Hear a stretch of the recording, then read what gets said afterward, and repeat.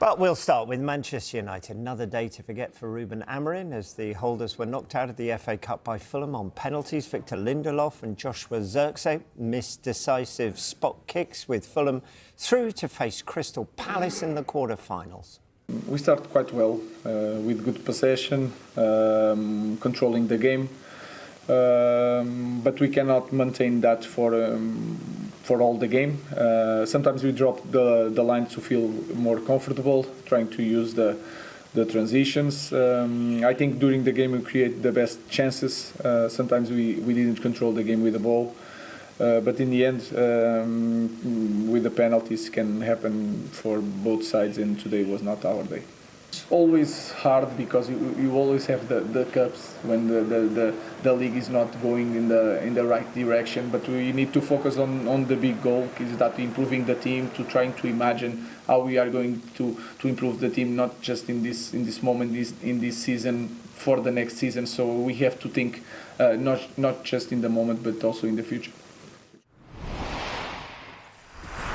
So there we go. We will come on to Fulham later, of course. But let's start with Manchester United. Sue, the holders out. How disappointing is this latest setback for them and for Ruben Amorim here?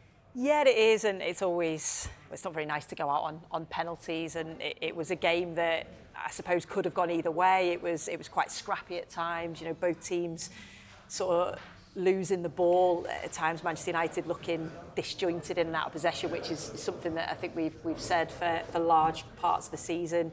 When they go forward, it's that creativity, that scoring of the goals that certainly was lacking. And also conceding from set pieces. So you go, okay, you know, that sort of lack of concentration. They've conceded far too many goals from set pieces. Things I'm sure that Ruben Amorim is working on in training. But yeah, now you just look at Manchester United and go, well, their focus is obviously the Europa League now. Yeah, OK. United's record goal scorer Wayne Rooney suggested it was naive for Amorim to say United wanted to win the Premier League title. This was Amorim's response. That is the goal. Be naive is to think that we are going to do this season or are going to be the best contender for the next season. So I know that is in this moment everybody knows everything. So I know that, and it's really easy. I was a pundit when I finished my career, so I know it's really easy.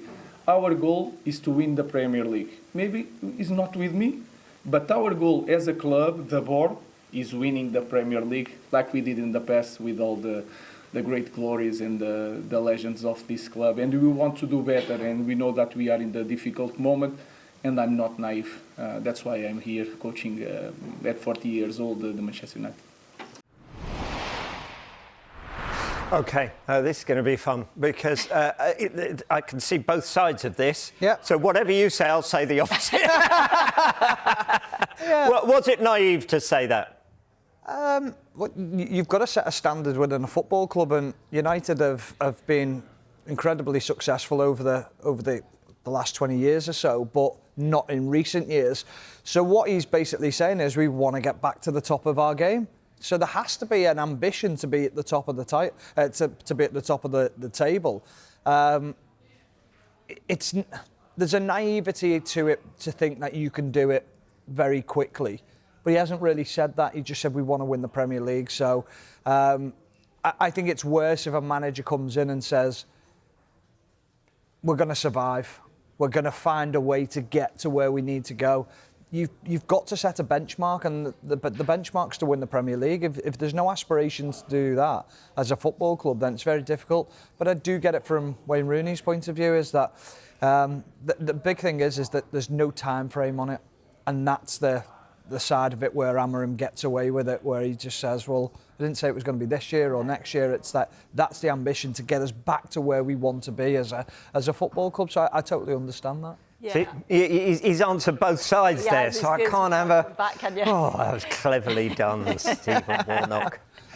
But it's true, it is, and that's the thing. I think if he'd have said a time frame, if he'd have said, look, we're looking to win the Premier League this season or the next season, but he was just saying that's where Manchester United inevitably want to be. They want to be winning titles again. So, yeah, I could understand, because that's you've got to have that goal, haven't you, as a football club, as Manchester United. that is their goal eventually, to do that. We don't know how long that's going to take to get there, but I think that was his comments. Yeah, it's interesting when you think back to Jurgen Klopp's first press conference. He said, by the time my contract's up, I will have hoped to have won a Premier League title. So he's given you a time frame there to say that that's when he would expect to have won a title. So there would have been a lot of people talking in and around his contract and saying, OK, you're coming up to this period where you said it. It's like Postecoglou this season. He's going to come under immense pressure because he said he always wins a trophy in his second season. So there's a time frame on it, whereas that's a little bit different. I don't mind. I quite like ambition. Yeah. I think you've got to be ambitious. I think there's got to be something that pushes the players to know what the expectations are at a football club. Now, whether it's working or whether it's not, that's not what's in the question here. The question is can I push these players to tell them that the ambition of myself or me as an individual, but also as a collective and as a club, is that we want to be competing for Premier League titles and we want to win one. Yeah. And he actually said, didn't he, I might not be there, so Yeah, it might did. not be under me, but that is where Manchester United are going to be at some point. You can imagine the uproar if you said our ambition is to finish 17th. You can imagine it, can't you? You could have been, whoa. It begs the question, with Rasmus Højlund playing as he is, and he may well develop, do they have any chance of winning the league? 18 games without a goal now. When you watch him, what's going wrong for him? Does he look like a player that perhaps needs some time out the firing line or some more intense... I don't know what it is, because he seems to appear in exactly the wrong place at the right time on occasions, doesn't he? Yeah, and I think we've said this on a number of occasions this season, that I feel sorry for him. I think you look at... He will work hard to get himself into the positions. He probably doesn't have that many chances that are created for him, but he just looks now like a player that's really lacking in confidence. You look, his first touch isn't quite there. He's not holding the ball up well enough. You know, even there were times yesterday where you thought he could go and press, and he's sort of a bit unsure whether to go or whether not to. So, is that obviously the change in system? He's trying to get used to that system and working within that system. Is it getting players in and around him more? Yes, probably. So I think there's a combination of factors. But at the moment, he just looks like a player that's really lacking in confidence and probably knowing what to do. He's still a young man. He's still 22 years old. And I think when Obi came on, he probably did more in that small amount of time. And he's a young man, he's 17 years old, and he's come on and wanted to make an impact.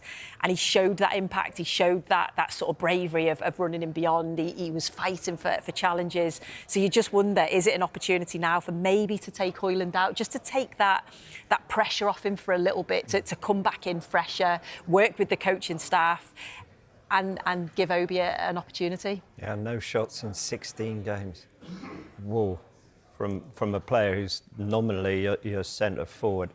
17-year-old Chido Obi that you were referring to looked to have energy, to have no fear, to have the pace. Is Obi the one to fulfil that spot? I knew there'd be one this morning, I did, Rob. I was waiting for it. The big thing is, for the difference between the two players is Obi's been chomping at the bit to get his opportunity. And when you get your opportunity, there's energy in your legs, there's enthusiasm, there's the ability to... Sometimes you make the wrong run and the ball comes to you. Yeah. It's strange the way that can happen at times. Højlund's heavy-legged. He's low in confidence because he's had a tough season. So it's completely different contrast between the two players. They cannot be judged in the same way because of the amount of games that they've played and the positions that they're in. When Højlund first came to the club, I thought, I don't mind him. I think he's got decent hold-up play. I mean, I remember the game away at the Emirates where he played against Arsenal, and he was battering Gabriel and Saliba about, and he looked physical in the way that he played. And I thought, they've got a decent player on the hands here. But when you actually look at his goal record at Atalanta, it's not brilliant. Wasn't great, wasn't really prolific. But I think they knew that when they bought him. I think they thought, he's a focal point, he's someone that can hold the ball up and he'll do a decent job. He's a player just sadly lacking in confidence. And they don't really have that option to really bring anyone else in that position. I mean, they've tried different players in that centre-forward position. They've obviously moved Rashford on. But Obi looks like he could be an option now to bring in. Will it last long-term over a period of time? We just don't know. No. Yeah, let's talk about Bruno Fernandes. There he is. Scored United's equaliser, send the game into extra time. Subject of a big debate last week with another former United captain, Roy Keane, suggesting talent isn't enough, was what he was saying when it comes to him. You say it's just not good enough to be the best player in your team to be captain. You've got to be a captain, you've got to be a leader, you've got to drag them with you. Yeah. Is that a fair comment? Do we have captains in the game like that anymore? Because during that debate, they went back to Tony Adams, people like that, Roy Keane, I guess. Yeah. Van Dijk at Liverpool you would look at as one of those type of leaders. Do we have them? How important are they? I think that they are dying out the game now. I think what we're seeing now is teams are coached in a different way and they understand the tactics more so on the pitch. But my big thing with Bruno is I understand what Roy Keane is saying. I mean, all the games that he's played well in this season that I've watched is when they're down. Well, that's not brave. Bravery's doing it at 0-0 or when you're 1-0 up and going to get the ball and closing down and doing it when it's the hardest moment in the game, where you do have to vacate a position and make a run or do something or go and close someone down. They're doing it at the moment, United, where they're doing it when they're a goal or 2 goals down and suddenly they come to life. Well, there's no pressure on when you're 2-0 down. That's not pressure. Pressure's 0-0. So I understand that side of it. Listen, there's no going away from his numbers. His numbers are incredible. On the ball, the guy's phenomenal. He sees things that other players don't see on a pitch, but he can also pick that pass. He can execute the pass. He's got that quality on the ball when you do need it. He can complete that pass under pressure. But go the other side of things. Would I like to play against him going the other way? Would he track you back? Would he be hard to play against? I don't think he is hard to play against. I think he's easy to play against. I think the other side of it, I'd worry when he's on the ball. But off the ball, I'd be thinking, there'll be teams watching Manchester United now and over the course of the season saying, run off the back of Bruno. He won't track you. He will not track you. Look at Doucouré's goal last week against Everton. For Everton against them. Doesn't want to track. He's 30, 40 yards away from Doucouré, and then he turns round and has the cheek to throw his arms up and blame everyone else because he made one press and no one else followed him in. But Doucouré ran off him 40 yards the other way. So there's a side to Bruno which is great, which is on the ball, but off the ball, where United really, really struggle, he's part of the problem. So you've got such a fine line with such a talented player on the ball, but off the ball, he's nowhere near good enough. Yeah, I just don't think you can question his ability, because his ability we've seen where Manchester United needs somebody to step up and produce something amazing. He can do that. You know, we saw it against Everton where he said he wasn't at his best in the first half, came out second half, brilliant free kick. You know, again, we see it yesterday, fantastic finish. So he's got that ability, and you can see his stats throughout. You know, I think it was since 2020, that wasn't it? So in the Premier League, what he's been able to do for Manchester United is incredible. I think when you're talking about a leader and a captain, I think that's something different. We've always known that there's been different sorts of leaders, isn't there? There's ones that are your Van Dijks that you can very much see he is that sort of communicator and gets the best out of the players. But then you also get players that lead by example. And the thing that I don't like about Bruno is the throw in the arms in the air and things like that. I don't think that sort of works for anybody, but I just think you cannot question his talent and what he's done for Manchester United. OK, let's turn our attention from Manchester United to Fulham, who, after all, were the victors. OK, normally we hear about teams resting players for the FA Cup. Oh, I've got to prioritise the league. Fulham actually did quite the opposite. So should we give them a lot of credit for that? Absolutely. Well, when I looked at the team sheet sort of midweek, some of the key players that they were leaving out, I think shows that Marco Silva clearly thought he could win the game with resting those players. And they did, so it shows the strength and depth that maybe Fulham have, but also the priority of the FA Cup. He wanted to progress. He sees this as a real opportunity to go and win silverware, because I've been really impressed with Fulham. I've covered them a couple of times this season, and just how well organised they are, both on and off the ball. You can see that everybody knows exactly what's expected of them. Very well drilled side with individual quality as well. The competition for places up top, you know, the quality from out wide, the fullbacks, the midfield, because they lost Paulinho, didn't they, at the start of the season? Yeah. And we praised Paulinho so much in his time at Fulham, and I thought, how are they going to replace that? But they've managed to do it, haven't they, with Sander Berg and with Lukic in there. Smith Rowe comes in as you know, that maybe sort of number 10 or the attacking midfielder. But I think Marco Silva has done a brilliant job with Fulham, and they will certainly see this is a real opportunity to go and win the FA Cup. Yeah, well, they've got that recent history with Crystal Palace, who they've now got in the quarter-final. How do you see it? Is it see?